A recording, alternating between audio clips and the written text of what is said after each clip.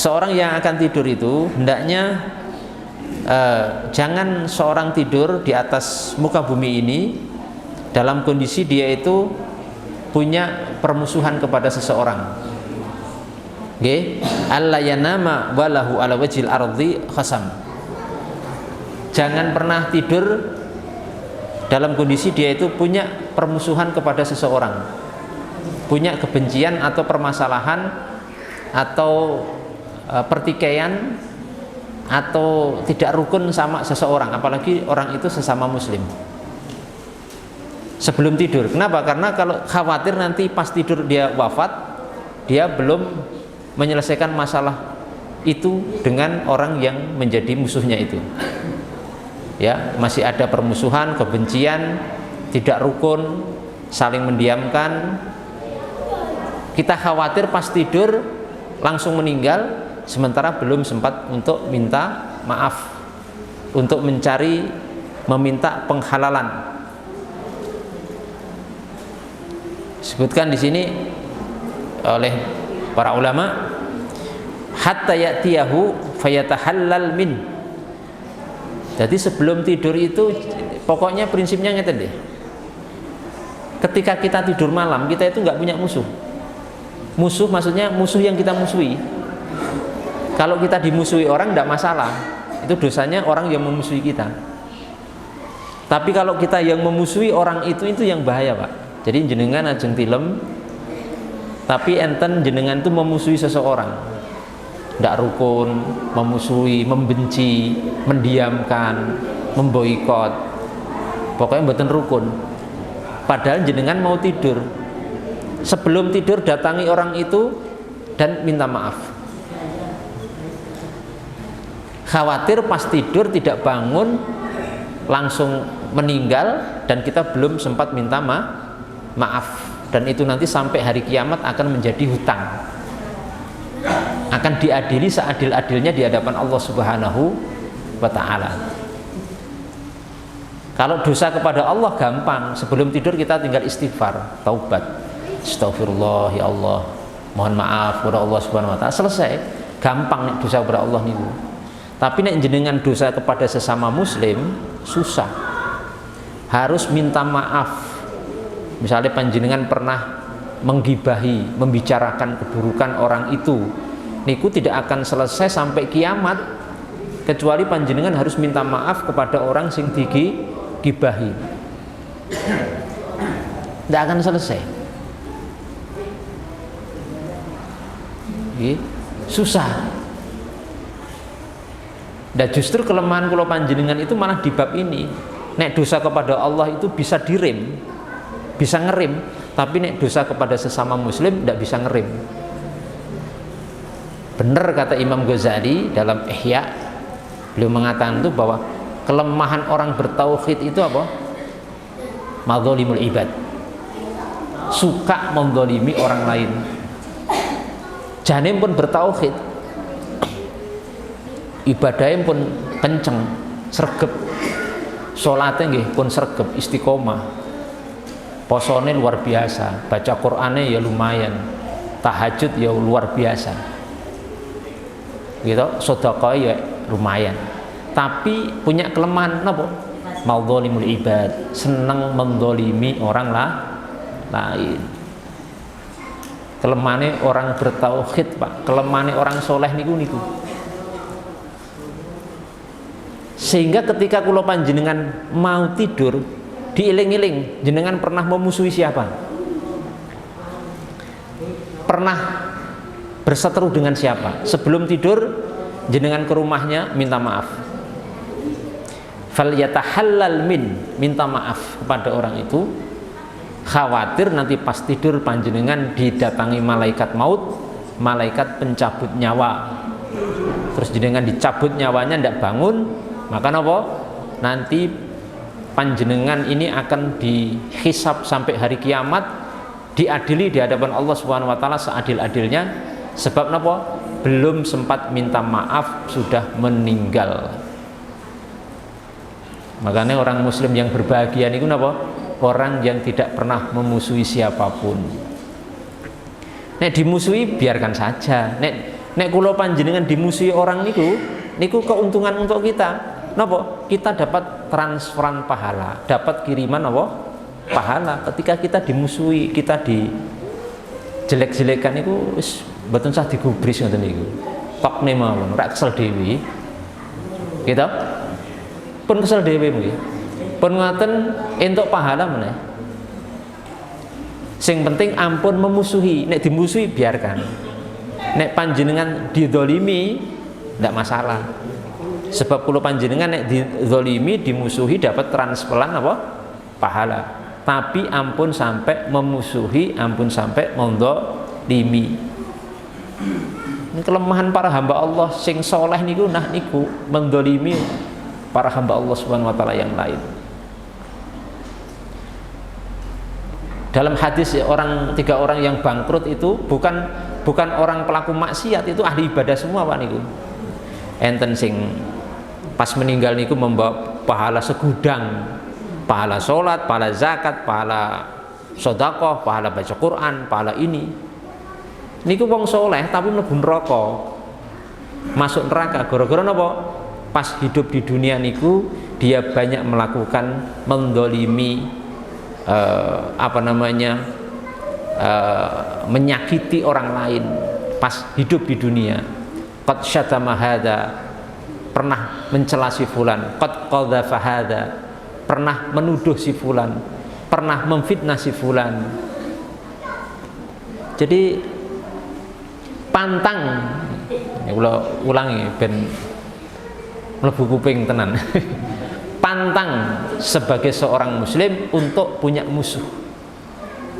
Niku mangiling-iling. Pantang bagi seorang muslim untuk punya musuh. Nek dimusuhi tidak masalah, didolimi tidak masalah, tapi ampun sampai balas memusuhi, ampun membalas mendolimi, karena kita diajari oleh Allah dan Nabi Muhammad SAW untuk jangan membalas kejelekan dengan apa?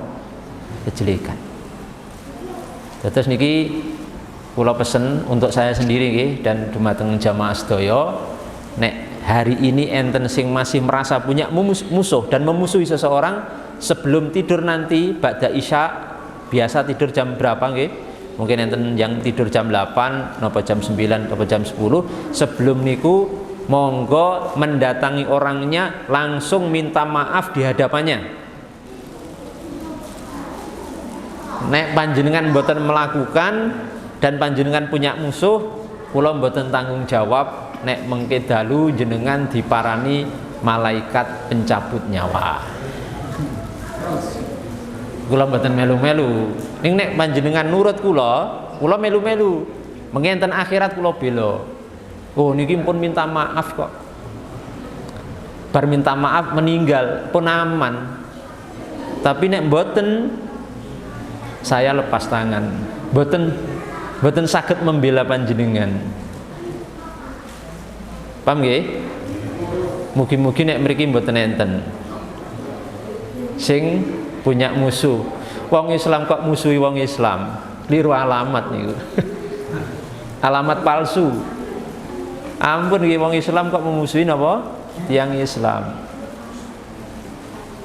Memusuhi tiang Islam niku sami mawon memusuhi Allah kalih Nabi Muhammad sallallahu alaihi wasallam. Sebab napa? Tiang muslim mukmin niku mengimani Allah dan Rasulnya, artinya dia dicintai oleh dua ini, Allah kalih Rasul.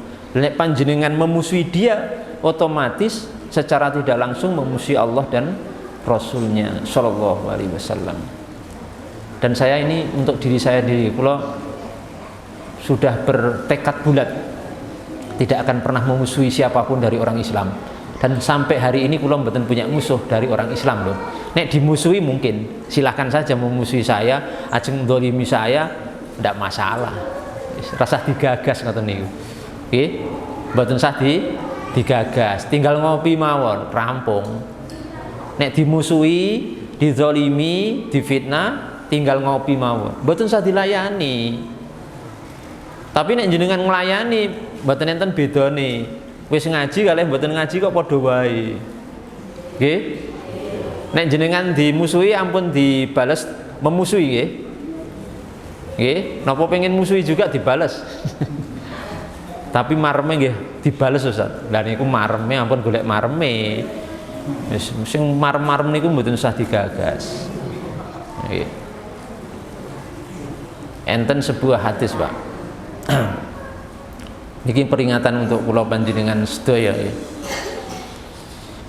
Enten 3 golongan orang, Pak, sing salate menika ditolak oleh Allah Subhanahu wa taala. Salah satun enten 3 golongan. Salatuhum la tarfa'u fawqa ra'sihim shibron. Ada 3 golongan manusia, orang beriman yang salatnya niku tidak bisa melampaui atas kepalanya walaupun sejengkal. Maksudnya mboten ditampa kali Gusti Allah Subhanahu wa taala. Salat, ahli salat ning salate mboten ditampa. Mboten kok mboten salat, sudah salat tapi salatnya napa? Ditolak oleh Allah. Rugi nih.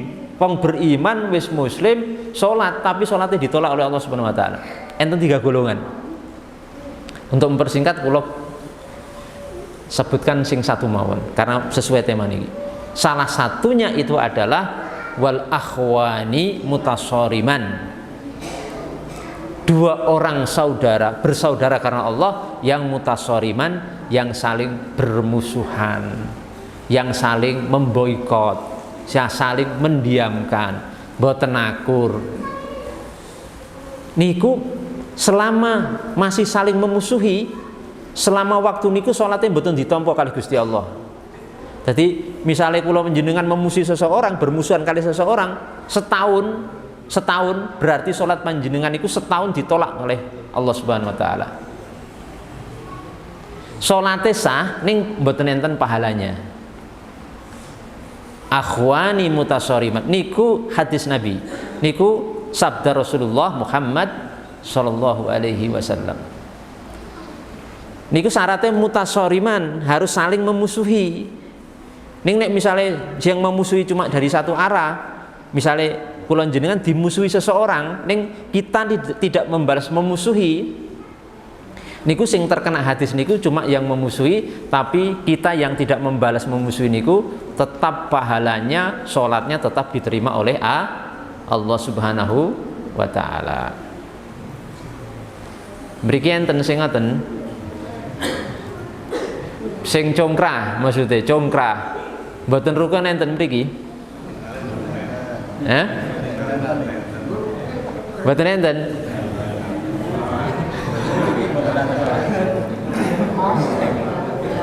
Kok sajake kaya rasa-rasen. Arep jawab mboten enten ning sajake rada arasa-rasen. Ampun nggih, Mas. Wong beriman kok musuhan. Sebabnya pun kadang musuhan sebabnya mboten genah. Apa sebabnya? Sebab halal sepele, sebab-sebab yang yo kadang serang genah niku wis. Rugi, Pak, mengke khawatir ngeten. Orang niku pas memusuhi saudaranya sesama muslim, pas meninggal padahal memusuhi saudara niku selama misalkan 1 tahun. Pas niku waktu niku pas meninggal, khawatir niku menjadi su'ul khatimah, akhir hidup yang baik, akhir hidup yang buruk bagi orang itu. Wis merasa pahalanya banyak di akhirat, ternyata pas dihisab kosong, nol. Sebab nopo? Sebab memusuhi saudaranya sesama muslim. Jadi kita harus dewasa. Jadi seorang muslim niku ampun ngoten. Beda sithik mboten napa-napa ning mboten saling memusuhi napa saling seperti itu.